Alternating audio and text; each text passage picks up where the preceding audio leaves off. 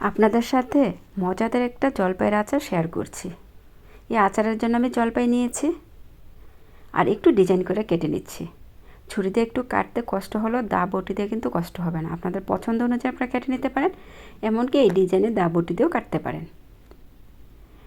এভাবে কুচি কুচি করে দিচ্ছি। ছোট টুকরোগুলো একদম গলে যাবে আর আচারটা মাখা মাখা হবে, খেতে ভালো লাগবে আর বিচির সাথে একটু মাংস থাকবে। এখনও কিন্তু বাজারে অ্যাভেলেবেল জলপাই পাওয়া যায়, হয়তো কিছুদিন পর আর থাকবে না। জলপাই থাকতে থাকতে এই ধরনের আচার একটা বানিয়ে নিন। আমি জলপাইটা এভাবে কেটেছি, আপনাদের পছন্দ অনুযায়ী জলপাই কেটে নিতে পারেন। যাই হোক, এখন চলে যাচ্ছে মূল রেসিপিতে। জলপাইয়ের আচারের জন্য চুলায় একটা কড়াই বসিয়ে দিলাম, পরিমাণ মতো সরষের তেল দিয়ে দিলাম, তারপরে কিছু আস্ত পাঁচফোড়নের ফোড়ন দিয়ে দিলাম, তারপর দিয়ে দিচ্ছি আদা বাটা। এগুলো কিছুক্ষণ ভেজে নিব। তারপরে দিয়ে দিলাম সরিষা বাটা।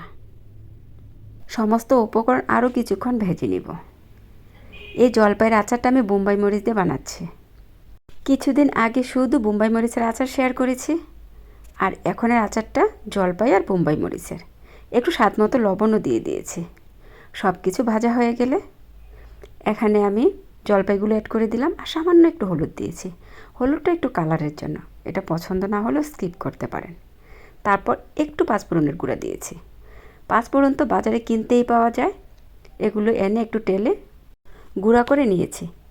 এর আগের ভিডিওতে পাঁচফোড়ন কীভাবে টেলেছি, কীভাবে বানিয়েছি সম্পূর্ণ ভিডিও দিয়েছি, তাই আজকে খুবই শর্টকাট। কিছু আস্ত বোম্বাই মরিচ দিয়ে দিলাম আর কিছু টুকরা টুকরা করে দিয়েছি। ফ্রোজেন করা বোম্বাই মরিচ দিয়েও কিন্তু আচার খুবই মজার হয়, ঝালও কিন্তু আগের মতোই থাকে।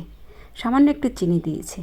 এই আচারটা টক মিষ্টি ঝাল মিশিয়ে অসাধারণ হয়। এই আচারটা কিন্তু পোলাও, বিরিয়ানি, পাতলা খিচুড়ি, বোনা খিচুড়ির সাথে খেতে অসাধারণ। এই আচারটা যত পুরাতন হবে খেতে তত বেশি মজার হবে।